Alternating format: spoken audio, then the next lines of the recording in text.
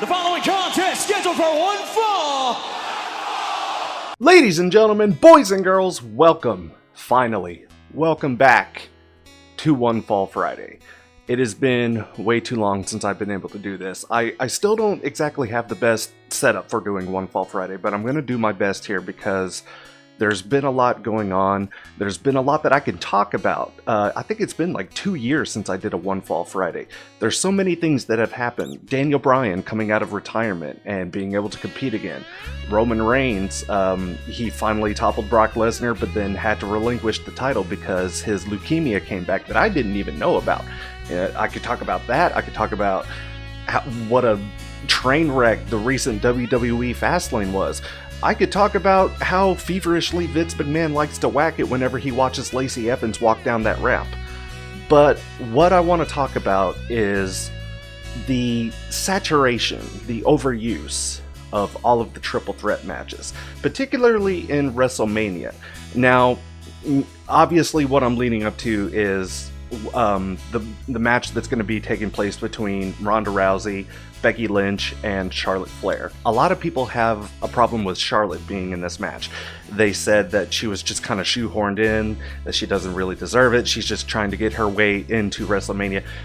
I really don't have a problem with Charlotte. I love Charlotte. I love all of her matches that she has. I mean, tell me a match that Charlotte Flair has had that wasn't a good match to watch. Well, maybe with the exception of this last one, because, I mean, They tried to have a match with Becky, you know, having a bad knee. It was kind of like that WrestleMania with Seth Rollins and Triple H, you know. There was that story that they were trying to tell, you know, they got to give Becky as much adversity as possible to try to overcome so she can have a big moment at WrestleMania. I get it, but it was just kind of awkward how they got there.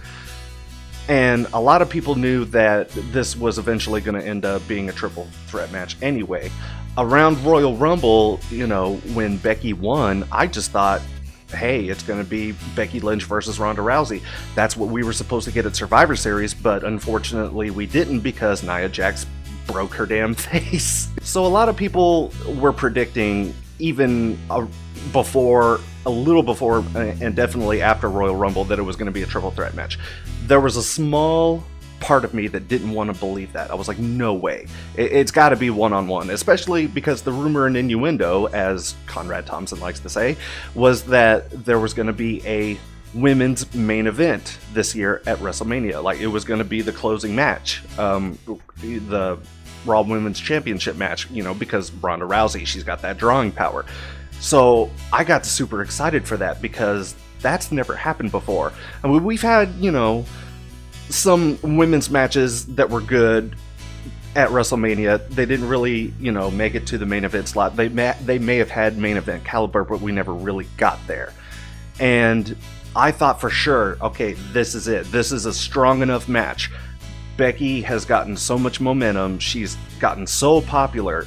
She tried to turn heel, I guess the writers wanted her to do, against Charlotte. I can't remember. It might have been SummerSlam that they had a match, but anyway, so it didn't work. People got behind Becky because it was a different attitude. It was something that she hadn't shown, you know, and I agree. Nobody really wanted to see the happy-go-lucky, smiling Becky Lynch. We wanted to see the awesome, badass, you know, Irish lass kicker that we all knew that she was.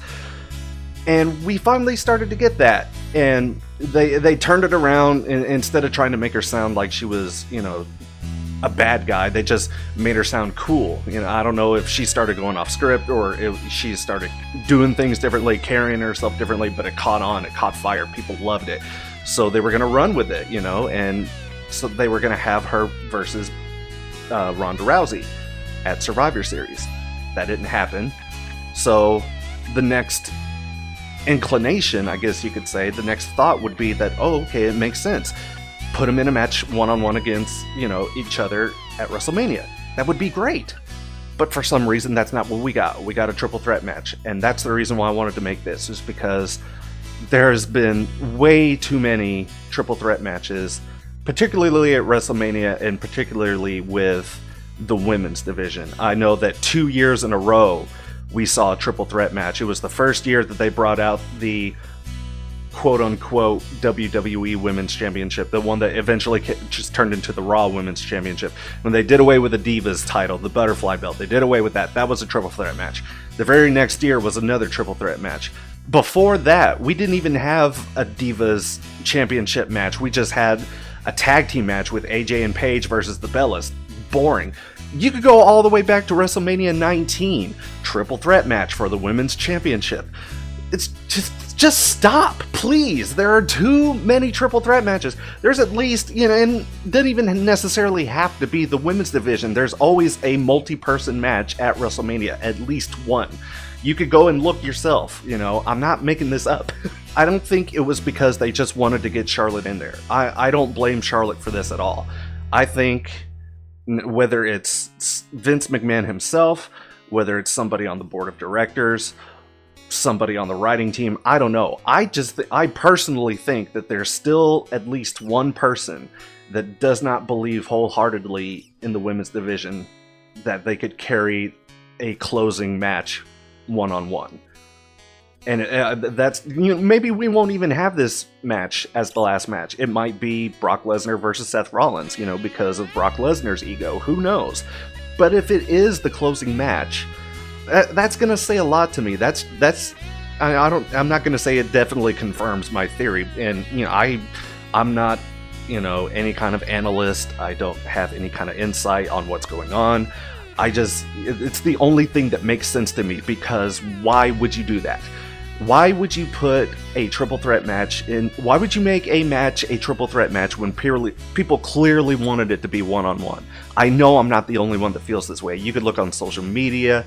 Everybody wanted to just see Becky versus Ronda. So why couldn't we have that? And now, if the rumors are true from what I hear, Ronda's thinking about taking some time off at WrestleMania. She might want to start a family. If that's the case, we might not ever have that one-on-one match. And that just disappoints the hell out of me, because I really wanted to see them go one-on-one. I think they could have a great match. I don't know why they keep doing it, but they do. That's all I really wanted to talk about. I wanted to try to keep the first One Fall Friday back kind of short and sweet. I kind of wanted to evaluate how I want to do One Fall Friday versus, I don't want to make it a rant show. I know this was kind of a rant, but I don't want it to be that all the time. I think what I want to do is try to find like one particular thing, one particular topic, and talk about it.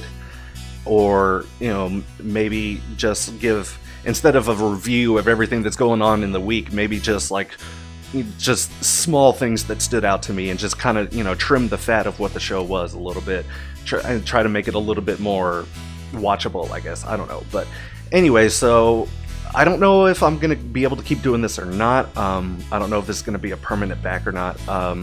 Like I said, I still don't have the exact best setup for doing this. I'm using a floodlight that construction workers use to get some kind of illumination on me. That's why I look so like white as a ghost, almost like I'm glowing. But so yeah, I'll try to do. I definitely want to do one.